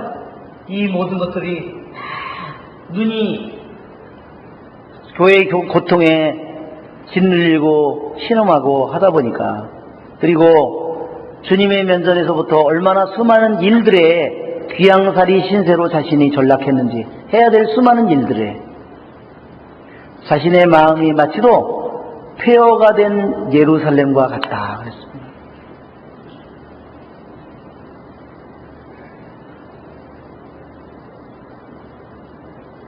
에가서 1장 16절처럼 나를 위로한 자마저도 나를 멀리 떠나 외면해버린다는 그 말을 또 쓰셨고, 나는 자녀들에 대한 지상적인 근심 때문에 나는 하느님의 이러한 관상을 잃어버렸다는 겁니다. 그래서 자신이 마치도 나오미처럼 즐거움이 아니라 자기 자신이 말하라고 불러달라고 그렇게 얘기를 했습니다. 아마 이러한 것은 교황님이 얼마나 수많은 교회들로 인해서 겪고 있는 고통이 무엇인지를 우리들에게 보여줍니다. 자, 우리는 이것이 교부들의 루키 1장의 교부들의 성경 주의입니다. 자, 우리들이 자신이 여기서 있는 것처럼 우리들의 삶 속에, 그래서 우리가 기도하는 사람은, 끊임없이 기도하는 사람은 누구를 향하죠? 하느님으로 향하죠? 그래요. 우리들의 마음 속에는 우리들의 마음의 움직임이요, 하느님에게로 가는 움직임이 있고요, 또는 정반대로 가는 움직임이 있어요. 이게 하느님에게로 가는 그 길이 세슈바의 길이라면, 이거는 뭘까요? 이게 오르파의 길이에요. 이게 가는 길이 루스의 길이고 나오미의 길이라면, 이 등지고 가는 길이 오르파의 길이에요. 우리들의 마음은, 한번 보세요. 우리들의 마음이 얼마나 예민하게 움직이는지, 내 마음이 얼마나 예민하게, 조금만 근심이 들어와도 내 마음이 어떻죠? 금방 하느님에게로 가는 내 마음의 움직임이요, 벌써 힘이 탁 약해지고 우리들의 마음이 금방 무거워지고 어떻게 되죠? 내 마음이 어두워지고 무거워지고 슬퍼지고 약해지고, 그렇죠? 용기를 잃고, 이렇게 인간의 마음이 얼마나 우리들의 영과 혼이 얼마나 예민하게 만들어져 있는지를, 우리는 기계가 움직이는 것도 놀라운 일이지만, 무슨 자동차나 비행기나 무슨 기계들이 움직이는 것도 놀라운 일이지만, 가장 놀라운 기계가 어디에 있어요? 내 안에 있다는 사실입니다. 바로 우리들의 삶 속에 이렇게 두 가지의 움직임이 우리들 안에, 두 가지 길이 내 안에서, 그래서 기도하고자 하는 영혼은 바로 이 모든 것을 떨치고 여기로 자꾸 올라가려고 하는 거예요. 여기로 자꾸 올라가는 거예요. 그러나 우리들 안에서 이 움직임이 끊임없이 있다. 우리를 어둠으로 끊임없이 끌고 있다는 겁니다. 우리들의 신앙생활 속에, 그래서 성경을 읽고 성경을 묵상하고 하는 이 묵상을 하다 보면 어떻게 되죠? 어느 순간에 자기도 모르게 관상의 상태로 들어가 버리는 겁니다. 우리는 잘 모르지만 어느 순간에 그렇게 변해가는 겁니다. 제가 이번에 메주고리 가서 거기에 성모님 발현산에 갔습니다. 발현산에 갔는데 거기 가서 우리들이 묵주기도를 하면서 올라갔습니다. 거기에 성모님 상이 이렇게 있는데 그냥 소박한 성모님의 상 모습이에요. 거기에 가서 우리들이 이렇게 같이 기도를 하고 있었는데, 한 자매님이 30분이 지난 정도까지 그대로 있는 거예요. 이렇게 하고 30분인지 20분인지 했던 자매님이 계속 거기에서 있었어요. 그래서 제가 나중에 그 자매님에게 물어봤습니다. 자매님, 왜 거기 뭘 그렇게 오래 기도했어요? 이렇게. 신부님, 제가요 시간이 지난 줄을 몰랐습니다. 그게 뭘까요? 우리가 기도하다가 내가 시간을 잃어버리는 것은 내가 영혼 속으로 들어가는 겁니다. 그렇죠? 우리들은 분명히 시간의 속에서 살고 있는데 어느 순간에 우리들이 내가 영혼의 시간 속으로 내가 들어간다는 겁니다. 그 영혼은 뭘까요? 그 영혼이 하느님이죠.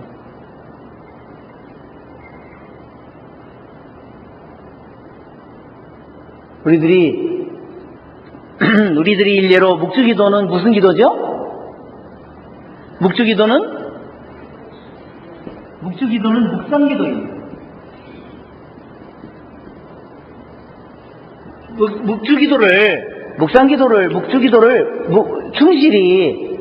묵주기도를 충실히 하는 사람은 결국은 관상으로 서둘러 넘어갈 겁니다. 아시죠? 묵주기도를 충실히 바치면, 그렇지만 빨리 바치지는 마세요. 이렇게는 하지 마세요. 왜냐하면 묵상을 해야 되기 때문입니다. 그래서 첫 단을 할 때, 첫 단의 신비를 아주 오랫동안 하세요. 첫 단이 잘 안 되면요, 두 번째 단도 제대로 안 되고, 세 번째 단도 제대로 잘 안 됩니다. 고통의 신비든 환희의 신비든 영광의 신비든 첫 단을 할 때, 첫 단의 신비를 5분이 걸리든 3분이 걸리든 오랫동안 그것을 묵상하세요. 오늘은 우리가 묵주기도 54일 기도가 11일째죠. 오늘 영광의 신비예요. 오늘 했어요. 12일. 환희, 고통, 영광의 신비, 그것만, 세 신비만 하기 때문에 오늘 고통의 영광의 신비인데, 할 때 영광의 신비 할 때 첫 번째가 뭐죠? 예수님 부활하시면 묵상합시다. 그러면 예수님 부활하시면 묵상합시다 할 때, 부활하시면 묵상합시다. 그거를 3분이든 5분이든 오랫동안 하세요. 그것이 내가 묵상을 했다고 느껴질 만큼, 내가 어떤 장면이 떠오를 만큼 내가 그 장면에 어떤 예수님 말씀이 단 하나라도 떠오를 만큼 하세요. 그러면 묵주기도가 나에게 묵상이 되고 나에게 그분이 나를 어느 순간에 관상으로 데리고 갈 겁니다. 그러나 묵상이 없이 그냥 한다 그렇게 되면 관상으로 좀 들어가기가 힘들 거예요. 무슨 말인지 아시겠죠? 묵상을 충실히 하면 하느님께서 관상으로 끌고 가는 건요, 내가 하는 게 아닙니다. 관상은 인간이 만드는 게 아닙니다. 누가 할까요? 하느님이 나를 끌고 가는 겁니다.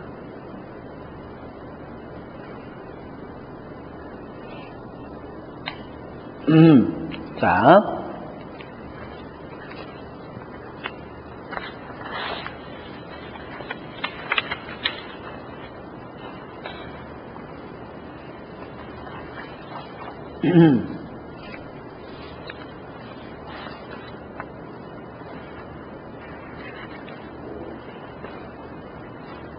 자, 이제 룻이 없이는 이스라엘의 역사는 이어지지 않는다 그랬습니다. 룻 없이 이스라엘의 역사는 이어지지 않는다.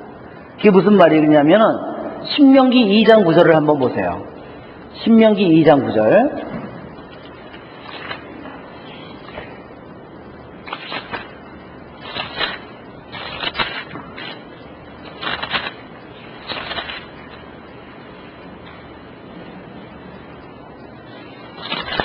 네, 신명기는 이제 모세가 죽고 여호수아가 이스라엘의 지도권을 이어받아 가지고 이제 그 약속의 땅으로 이제 가는 그러한 이야기인데,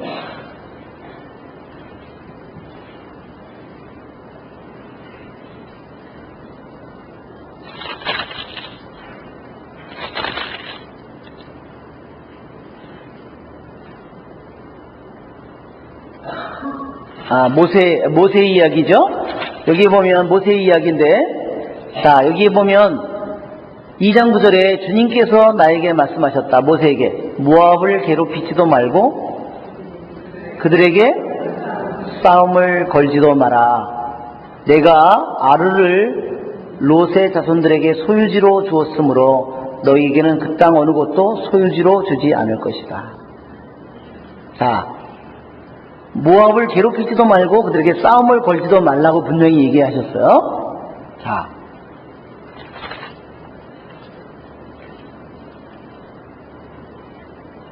그러면 왜 모세가 생각하기에 왜 모압 쪽에는 그렇게 싸움을 걸지도 말라고 그랬을까? 만일 미디안이라면 어땠을까? 미디안이 쳐들어왔을 때 우리가 판관기에서도 보면 미디안의 치하에 있어요. 기드온이. 그쵸? 기드온 판관이 되기 전에 미디안 쪽의 지배를 받고 있습니다. 그때 주님께서 미디안을 쳐라고 그럽니다. 이처럼 만일 미디안이 미디안이 모압을 도우러 왔다면 주님께서는 미디안을 쳐라고 하셨을 거라는 겁니다. 그런데 왜 모압 쪽에게는 그들을 치지도 말고 싸움을 걸지도 말라고 했을까? 이방인들에게 똑같은 원칙이 적용돼야 되는데 왜 그렇게 주님께서 모세에게 말씀하셨을까? 탈못에 이런 말이 있는 겁니다. 하느님께서 모세가 혼자 생각할 때 분명히 미디안이 자기 이스라엘 백성을 괴롭히러 왔다면 분명히 치라고 했을 거라는 거예요. 약속의 땅으로 들어가려고 그러는데 미디안족이 그걸 방해했으면 미디안을 쳐라고 했을 텐데 약속의 땅에 들어가려고 그러는데 모압족이 반대를 하는데도 하느님께서는 그들에게 싸움을 걸지도 말고 그들에게 싸우지도 말라, 치지도 말라 그랬다는 겁니다. 왜? 모세가 추리하기를 분명히 그렇게 추리를 했다는 거예요. 왜 하느님께서 미디안은 치라고 했을 텐데 왜 그러면 모압 쪽은 치지 말라고 했을까? 하느님께서 그렇게 생각한 모세에게 답으로 말씀하시기를 나는 미디안과 모압을 다르게 생각한다. 탈못에 있는 말입니다.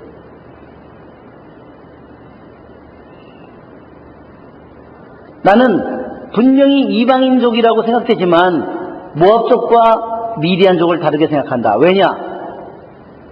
내가 모압 쪽으로부터 루시라고 하는 놀라운 보물을 빼낼 때까지는 절대로 쳐서는 안 된다. 뭐라 그랬어요? 예. 수백 년을 기다리더라도 루시 나올 때까지 수백 년이 지난다 하더라도 미디안은 쳐도 되지만 모압을 치면 안 된다 그랬어요.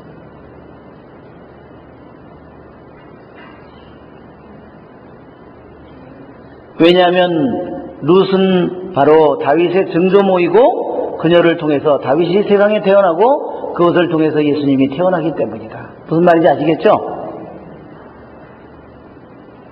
룻이 태어날 필요성이 너무나 컸기 때문에 모압의 온 나라가 음모를 꾸며서 이스라엘 백성이 가려는 걸 막았더라도 완전히 멸종은 시키지 않았다는 겁니다.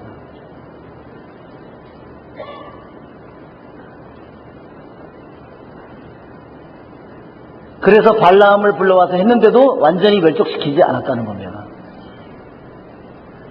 주님께서 말씀하시기를 탈못에 있는 말은 결국 세상은 룻이 태어나기를 기다린 것이다.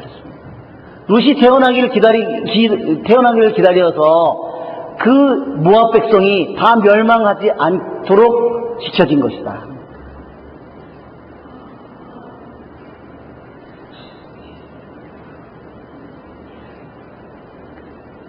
이러한 이유로 주님께서 소돔을 파괴했을 때도 왜 롯을 구해줬느냐? 롯의 두 딸을 구해줬느냐? 롯의 두 딸을 통해서 누가 태어나죠? 모압과 암몬이 태어나잖아요. 그래서 모압족이 생겨난 거예요. 그래서 롯을 구해줬다는 겁니다. 롯과 두 딸을 구해줬다는 겁니다. 이것이 탈못에 있는 말입니다. 예, 이것을 보면 정말 이 룻의 값어치가 얼마나 대단한 보물인지 아시겠죠? 예. 자, 우리가 그래서 유대인들은 이렇게 얘기합니다. 유대인들은 결혼하면 남자는 주로 율법을 가르치는 임무를 맡는답니다. 가정에서. 그런데 부인은 그럼 뭐를 하냐? 율법을 남자가 가르치면 같이 듣고 있겠죠? 그러나 여자는 율법을 실행하는, 율법을 실천하는, 율법의 삶을 살아내는 그것을 소명으로 가지고 있다는 겁니다.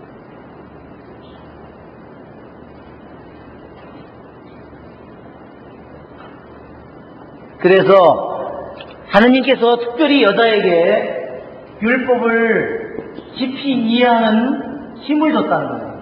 이게 비나입니다. 비나. 즉 율법은 단지 머릿속에 있는 것이 아니라 그 율법을, 하느님의 말씀을 자기의 온 마음으로 살아내야 되는 거예요.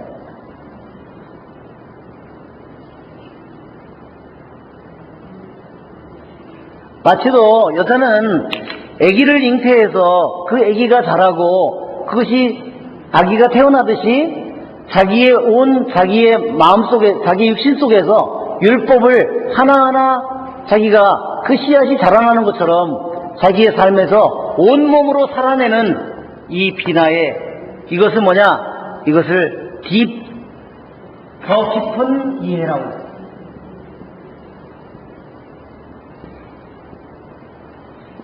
즉, 율법을 남자들보다도 더 깊이 이해할 수 있는 이 지혜를 주셨다는 거야, 여자들에게.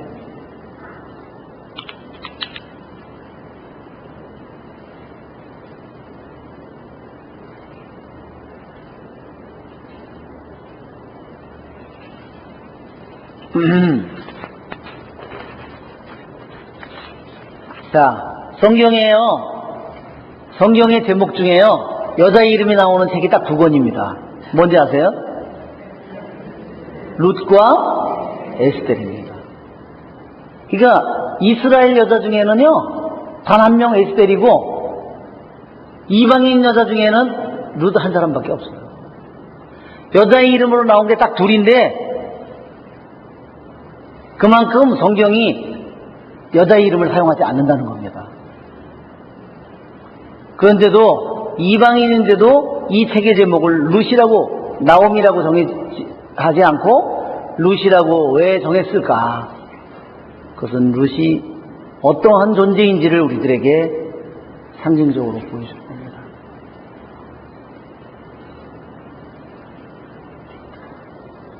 자, 그리고 이제 이 룻기에 보면 그 맨 마지막 기절에 보면 1장 마지막에 보면 보리 수확이 시작될 무렵이었다 그랬죠? 자, 우리 여기 보면 이게 보리 수확에 시작된 것을 얘기하는 거예요. 자, 우리가 보리 수확이 시작될 그 순간에 아까도 그랬죠? 마음대로 수확을 못한다고? 이게 first fruit이라고 그랬어요. 그래서 이 first fruit이라는 말은 뭐냐면 첫 열매입니다. 말 그대로 하면 첫 열매. 이거는요, 곡식도 첫 열매고요, 이거는 과일도 첫 열매고, 사람도 첫 열매고, 짐승도 첫 열매입니다. 무슨 말인지 아시겠죠?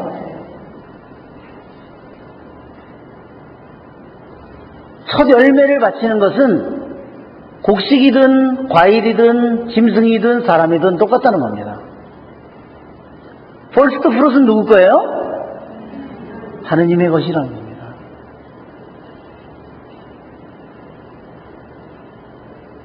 우리들이 그거를 잃어버리면 아무리 초실절이라는 걸 아무리 이해해도 의미가 없는 거야. 퍼스트 프루트는 언제나 하느님 거라는 겁니다. 이게 오늘날 우리들의 사회에서요, 잃어버린 겁니다. 옛날부터 자녀들이 태어나면요, 제일 맏아들은 항상 하느님께 바치는 거였습니다. 그 유대인의 원래 법이죠. 그러나 이것이 오늘날에는 다 사라져버리고 없어져 버렸습니다.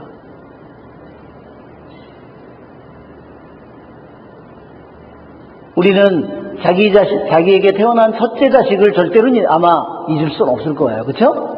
그 비중은 다른 거와 모두 비교가 되지 않을 겁니다. 가장 집착이 많이 되는 것이 첫째 자식이죠. 그래서 first fruit이라고 하는 것은 그것을 우리들이 주님께 바쳐야 된다는 거예요. 그것이 영혼으로부터 내려온 법이라는 겁니다. 자기가 농사를 져서 밭을 갈아서 자기가 첫 번째, 그쵸? 여러분, 우리들이 농사 안 짓던 사람이 자기가 도마도를 심어서 첫 번째 수확을 하면, 그쵸? 어떻겠어요? 너무너무 기쁘죠? 그쵸? 우리는 first fruit이 뭔지, 우리는 이 성경을 통해 첫 열매가 뭔지 우리들이 자꾸 이것을 우리들이 묵상을 해봐야 된다는 겁니다. 우리가 어떤 것을 노력을 해서 뭘 이루었더라도 그 첫 열매잖아요, 이것도. 그죠? 그러면 그것도 누구 거예요? 하느님 거예요. 그거를 자기 것이라고 자기가 하면 그 다음에 그 사람은 거기에 묶여버리는 겁니다. 하느님의 것을 자기 것으로 만들어버렸기 때문에 그 다음에 그 사람은 거기에 묶여버리는 겁니다. 거기에 노예가 되는 거죠, 이제는. 자, 우리는 이 첫 열매라는 것을 생각해보면, 자, 첫 열매 이 첫날 보리단 수확에서 첫 단을 하느님에게 바칩니다. 자, 그것은 무엇을 의미하느냐면 바로 하느님께서 약속의 땅을 주셨다는 그 약속의 땅에 자기네들이 갈대아 우르에서부터 하란을 거쳐서 약속의 땅, 그 다음에 에집트에 들어가서 430년, 그 다음에 약속의 땅에 들어와서 가나안 땅에 들어와서 첫 보리단을 하느님께 바치는 겁니다. 그것이 바로 초신절입니다. 우리는 내가 한 일에 의해서요, 내가 한 좋은 일이라든지 봉사라든지 거기에 묶여버릴 수가 있어요. 내가 한 좋은 일 때문에 내가 묶일 수가 있어요. 일례로 내가 내 자식에게도 내가 너를 어떻게 키웠는데 거기에 자기에 묶여버리는 겁니다. 그쵸?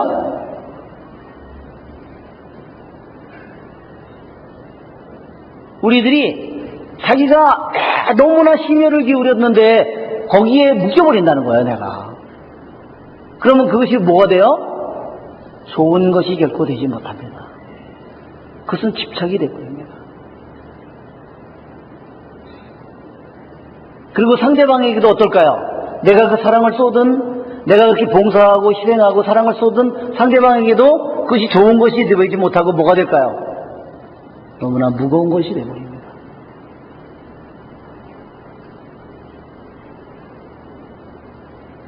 내가 교회에 모든 내가 많은 이런 봉사를 했는데 그것도 그런 것에 내가 묶일 수 있다는 겁니다. 우리들이 첫 열매를 바치는 것이 무슨 뜻인지를 우리들이 알아야 됩니다.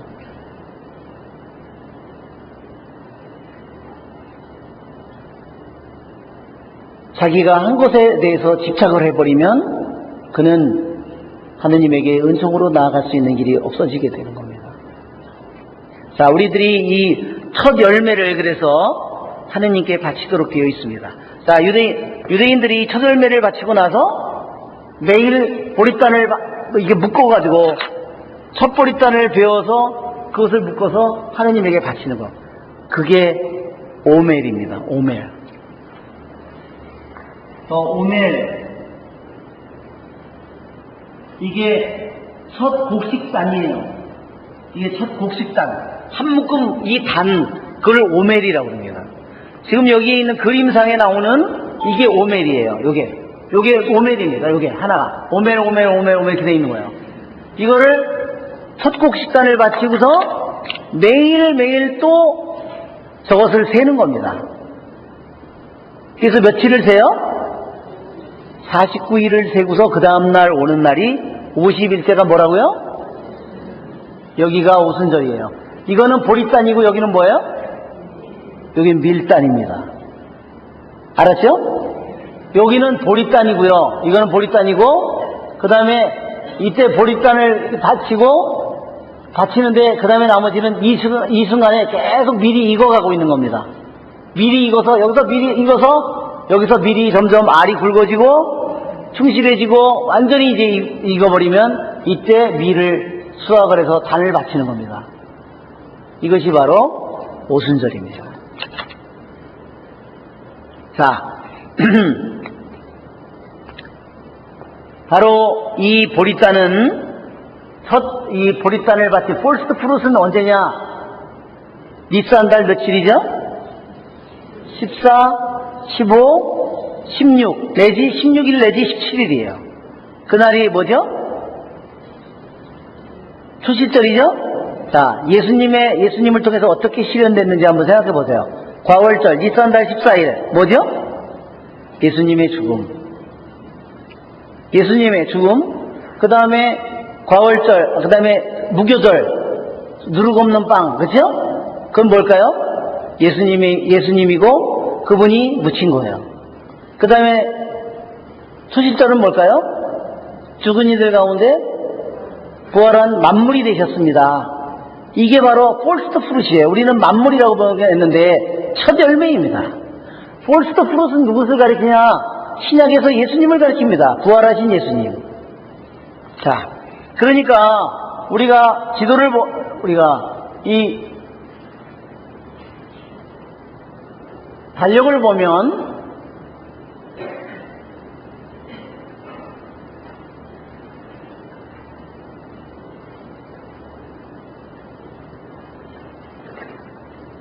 자, 이 달력을 보면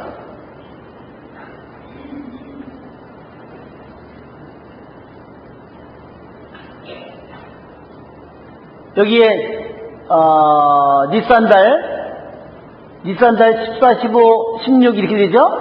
14일날 과골절, 15일날 무교절, 그 다음에 16일날 초실절.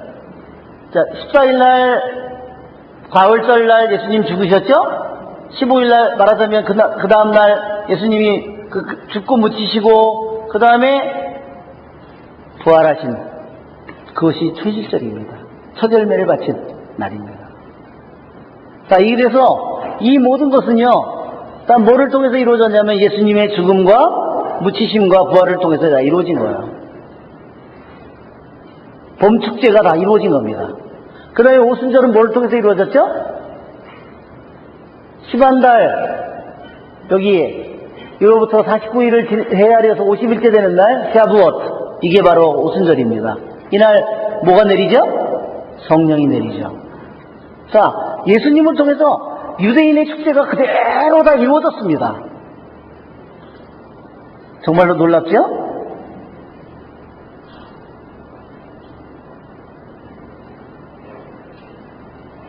자, 이래서 여기에 보리가 수확이 시작될 무렵이었다. 정말 시작은 너무나 보리 수확이에요. 자기의 어때요? 자기에게 땅이 있어요, 없어요? 이미 남에게 넘어갔죠? 자기가 심은 게 있어요? 없죠? 아무것도 없어요. 그러나 보리가 수확이 되기 시작했다는 것은 첫 열매를 거두게 됐다는 것은 뭐냐면 이제 나오미와 룻이 첫 열매를 거두게 됐다는 겁니다. 주님 안에서. 아멘? 네. 이때까지 그의 삶 속에 열매가 없었다면 이제 그가 하느님 안에 돌아와서 아무것도 없이 비어있는 상태지만 그는 처음으로 열매를 거두기 시작했다는 말입니다. 아멘. 영광이 성부와 성자와 성령께 이제와 항상 영원히 성부와 성자와 성령의 이름으로 아멘.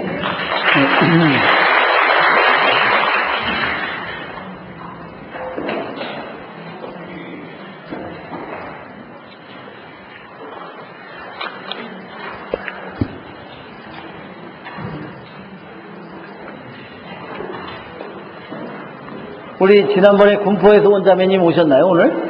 군포에서 오신 분들. 우리 세상에 군포에서 오신대요, 글쎄. 아유, 세상에. 또 일산에서 오신 분도 있었는데, 그때. 일산에서 오신 분 안 오셨나, 오늘? 어디, 휴가. 세상에. 또 멀리서 오신 분도. 본인이 얘기를 안 하시나 봐. 네.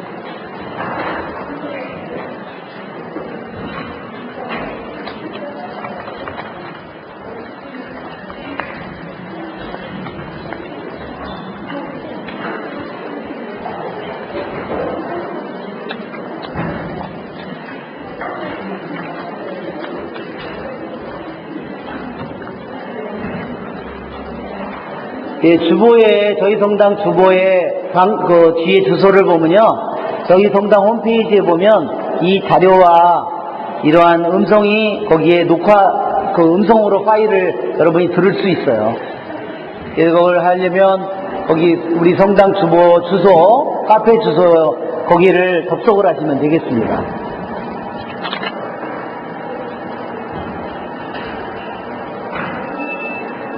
네. 네.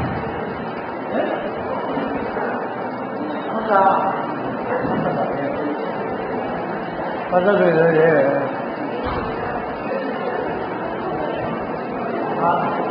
감사합니다. 감사합니다. 네. 네.